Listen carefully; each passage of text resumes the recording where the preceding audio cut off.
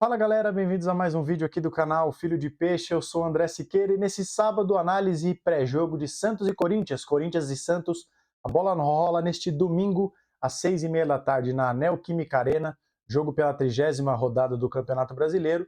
Mais uma partida dificílima do Santos, mais uma partida importantíssima do Santos nessa nossa luta contra o rebaixamento, né? O Santos que venceu o Coritiba na Vila Belmiro na última rodada, saiu da zona do rebaixamento, abriu 2 pontos para o Goiás. E nessa rodada, já adiantando para vocês, um empate contra o Corinthians já é suficiente para manter o Santos fora da zona do rebaixamento. Mas claro, o Santos não pode entrar em campo neste domingo pensando em empatar, porque todo time que costuma entrar pensando no empate acaba sendo punido, então o Santos tem que jogar a bola, encarar o Corinthians. Claro, deve ser um time fechado, né, para sair no contra-ataque, um time prudente, mas o Santos tem que encarar o Corinthians de igual para igual para tentar fazer a melhor partida possível, pensando em vitória. Até porque, se o Santos vencer o Corinthians, o Santos ultrapassará o time de Itaquera na tabela, já que chegaria aos mesmos 36 pontos do nosso maior rival, mas teria uma vitória a mais que o Corinthians na tábua de classificação. Então, vencer o Corinthians na casa deles, que nunca é fácil, seria fundamental para que o Santos ganhe posições. E ainda falando de tabela, o Santos vai torcer para alguns tropeços nessa rodada, né? Neste sábado, sempre lembrando, né? Eu tô gravando esse vídeo bem cedinho, sábado 7h54 da manhã, a hora que eu tô sentando aqui, que eu tô saindo para trabalhar, então eu resolvi gravar antes. Nesse sábado, 7 horas da noite, o Palmeiras recebe o Bahia no Allianz Parque. A gente torce para que o nosso rival Palmeiras ganhe, porque o Bahia está uma posição acima do Santos com 34 pontos. E amanhã, 4 horas da tarde, um confronto direto na Serrinha, Goiás e Vasco. Então, mais uma vez, o Santos entrará em campo na rodada sabendo o que precisa fazer para se manter fora da zona do rebaixamento ou até mesmo subir algumas posições. Antes da gente começar a falar de escalações, falar de tática, mostrar os campinhos que vocês já sabem, eu quero pedir para você se inscrever aqui no canal. Tá chegando aqui pela primeira vez? Seja bem-vindo, seja bem-vinda, se inscreva, ative o sininho para receber as notificações assim que os vídeos forem publicados. Deixa um like também, que é muito importante. Quanto mais likes, mais o YouTube entende que esse vídeo é bom e recomenda para novas pessoas. Em consequência, novas pessoas podem conhecer o meu trabalho e se inscrever aqui no canal. Diga aqui nos comentários o que você espera desse jogo e compartilhe esse vídeo nos seus grupos de WhatsApp e de Telegram. Assim você leva o meu conteúdo, o meu trabalho para o maior número de pessoas, tá certo? Para esse jogo, o Santos já iniciou uma preparação diferente, está concentrado desde a sexta-feira e o Marcelo Fernandes deve manter o time que ele considera ideal. A gente tinha a expectativa de eventualmente uma mudança contra o Curitiba. Se o Marcelo não mudou para dar um voto de confiança para a rapaziada, não deve ser contra o Corinthians, o nosso maior rival, que ele deve mexer no time, né? Então a formação de 3 zagueiros deve ser mantida, a formação que a gente já conhece, com Joaquim, Basso e Dodô, Kevson e Braga nas alas, Rincon, Jean Lucas e Lucas Lima, e lá na frente o Soteldo e o Marcos Leonardo que passou ileso do jogo contra o Curitiba, estava pendurado, jogará o clássico em Itaquera com 2 cartões amarelos, mas pode desfalcar o Santos na partida contra o Flamengo na quarta-feira, tá certo? O time do Corinthians também deve ter o retorno do Mosquito entre os relacionados, mas o Mano Menezes deve manter o time que enfrentou o Cuiabá na última rodada, quando eles ganharam de 1-0 fora de casa, tá? Uma mudança que pode acontecer o que eu acho até que é uma dúvida, se quem jogará na lateral direita será o Fagner ou o Bruno Mendes. No mais, eu vou mostrar a escalação do Corinthians nos campinhos, mas deve ser ali a manutenção de um esquema, um 4-2-3-1, que é quase um 4-4-2, vocês vão entender nos campinhos. E já que eu falei dos campinhos, vamos então para eles, para a gente começar a analisar e mostrar visualmente o que a gente pode esperar dessa partida, tá certo? Então vamos lá, esse é o campinho, né, com a disposição dos times. O Santos, então, com a escalação que eu acabei de dizer, mas eu vou repetir para vocês. João Paulo no gol, Joaquim Basso e Dodô, Kevson e Lucas Braga, Tomás Rincon, Jean Lucas e Lucas Lima, e lá na frente Soteldo e Marcos Leonardo. O Corinthians, por sua vez, de Mano Menezes, deve ir a campo com Cássio, Bruno Mendes ou Fagner, Gil Veríssimo e Fábio Santos, Fausto Vera, Maicon, Juliano, Renato Augusto e lá na frente Romero e Yuri Alberto. Eu falei que é um 4-2-3-1, mas que pode ser um 4-4-2, justamente por causa disso aqui, né?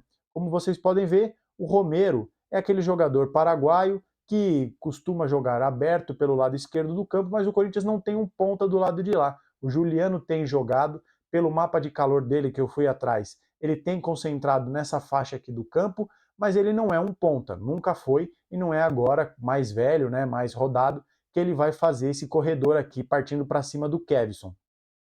Então é um jogador que faz essa faixa aqui, mas ele atua mais por dentro, acaba também fechando o jogo por aqui e se junta um pouco mais no posicionamento ao Fausto Vera e o Maicon. Também com 3 volantes você tem um pouco mais de liberdade para o Renato Augusto flutuar aqui e a gente já vai falar disso. E o Romero é o cara que faz o corredor pelo lado esquerdo, principalmente porque o Fábio Santos é um dos principais calcanhares de Aquiles desse time, tem sido bastante criticado pela torcida, né?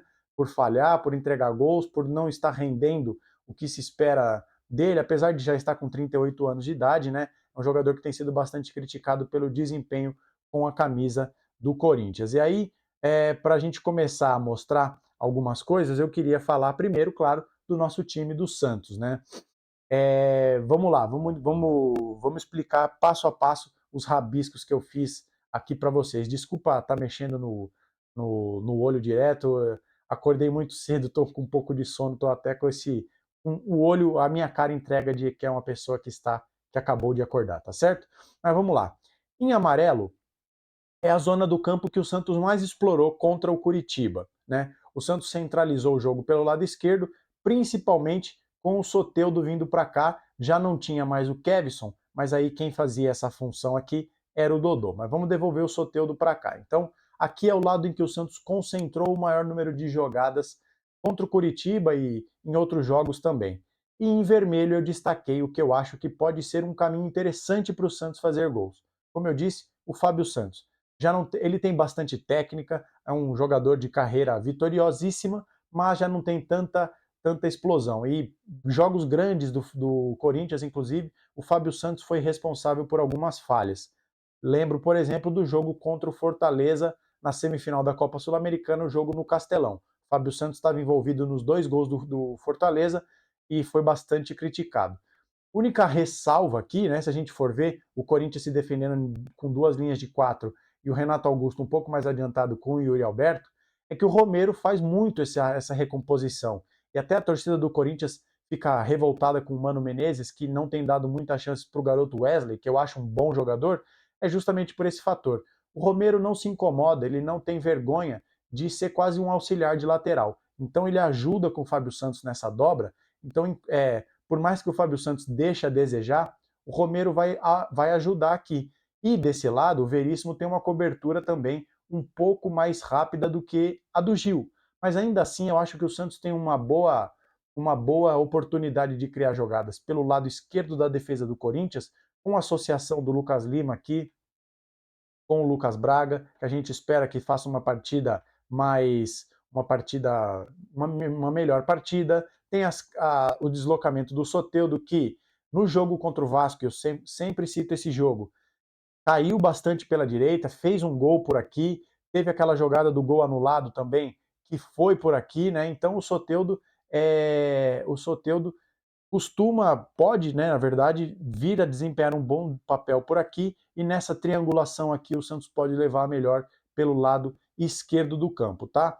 E, claro, eventualmente, se tiver congestionado por aqui, o Juliano não recompõe tão bem quanto o Romero. Então, eventualmente, se tiver complicado por aqui, aí a gente repete a tônica do jogo contra o Curitiba. Soteldo por aqui, Kevson com a força física, junta-se a eles o próprio Jean Lucas, que gosta de jogar por aqui, o Lucas Lima chegando por aqui também. O Santos pode ter essa leitura de jogo bastante aguçada, tá? E aí também, claro, não custa relembrar, falar uma coisa que a gente costuma falar sempre.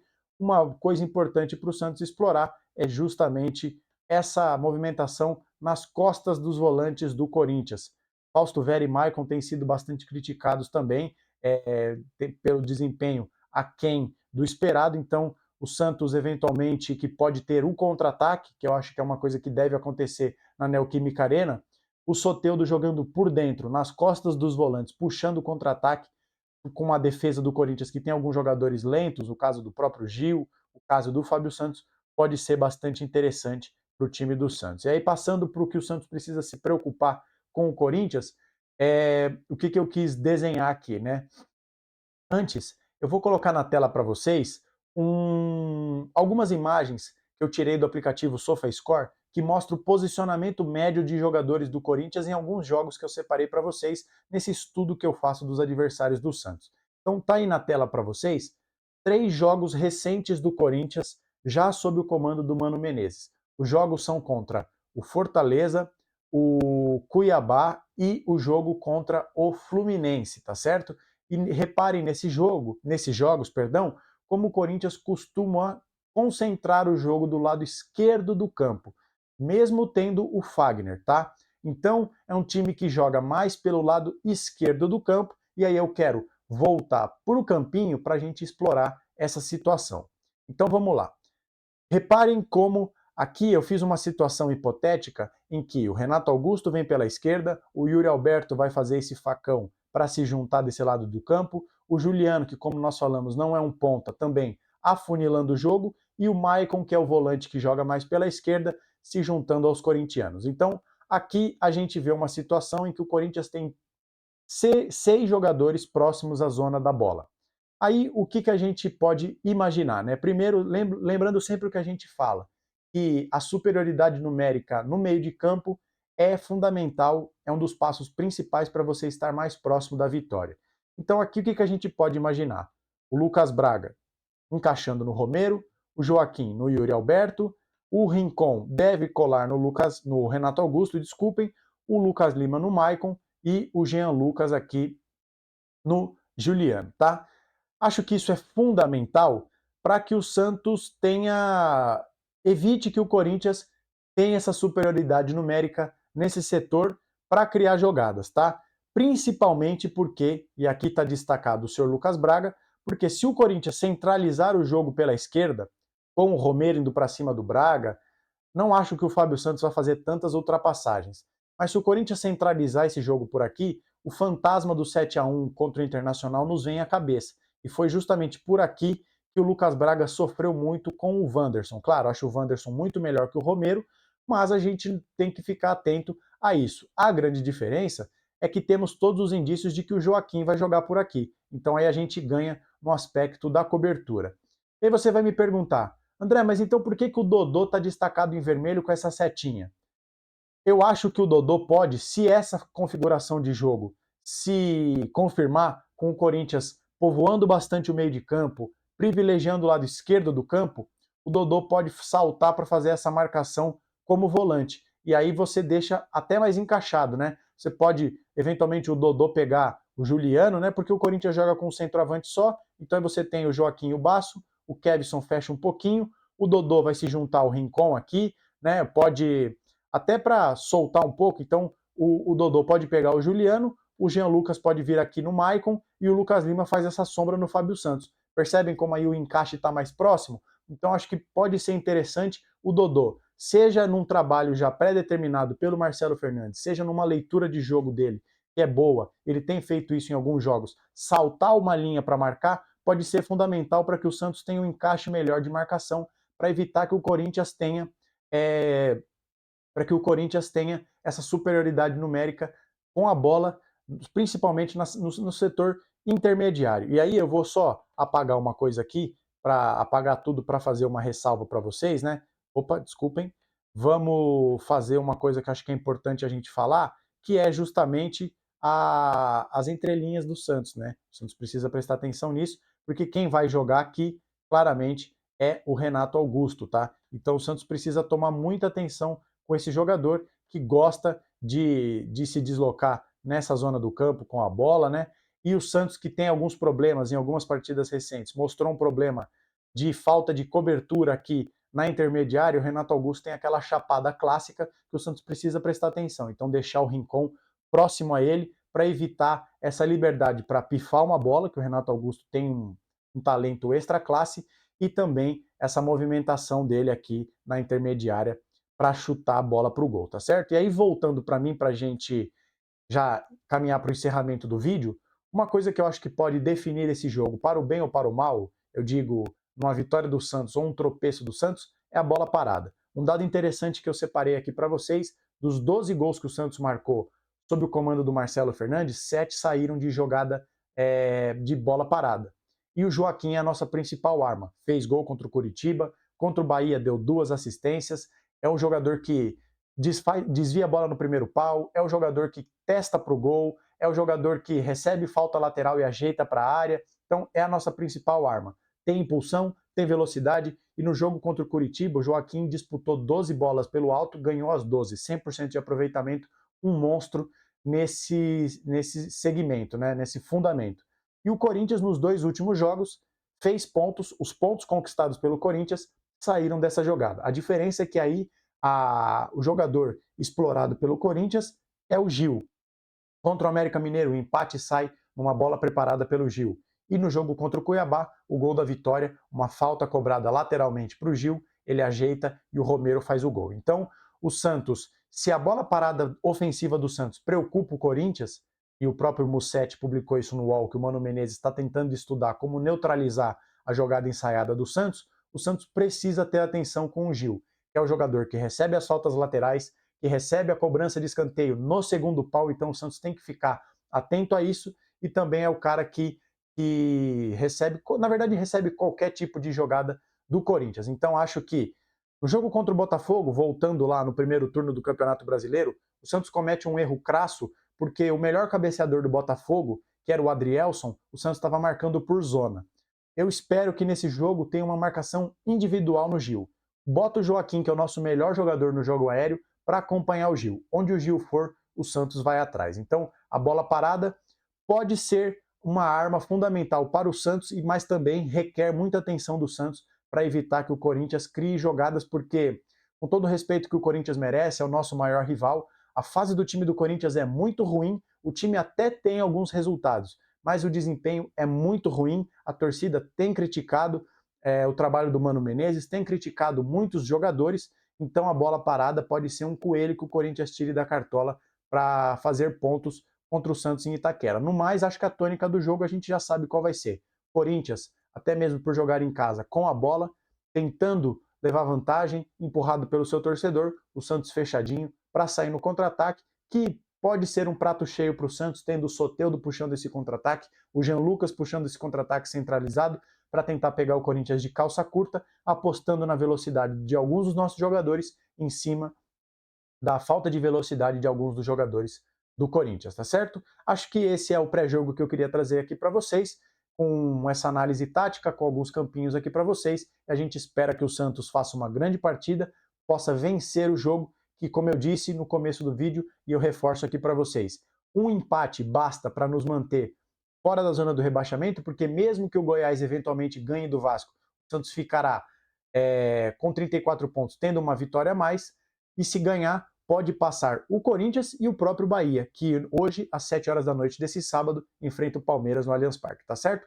Ponto final nesse pré-jogo, e a gente volta aqui amanhã, assim que acabar a partida, com o pós-jogo, de um vídeo que a gente espera que seja com vitória do Santos, porque aí sim estaremos um passo mais próximo da permanência na Série A. Se você ficou até o final desse vídeo, obrigado pela sua audiência, está chegando aqui pela primeira vez, seja bem-vindo, seja bem-vinda, se inscreva no canal, ative o sininho para receber as notificações assim que os vídeos forem publicados, deixe um like, comente aqui o que você achou da minha análise, o que você espera desse jogo, compartilhe nos seus grupos de WhatsApp, de Telegram, conte para os amigos que tem um novo canal sobre o Santos surgindo aqui no YouTube, e a gente volta amanhã, e eu conto, claro, sempre com a sua audiência, com o seu engajamento, com a sua participação, para crescer cada vez mais aqui com o canal, tá certo? Nos vemos no próximo vídeo, um abraço a todos e até a próxima.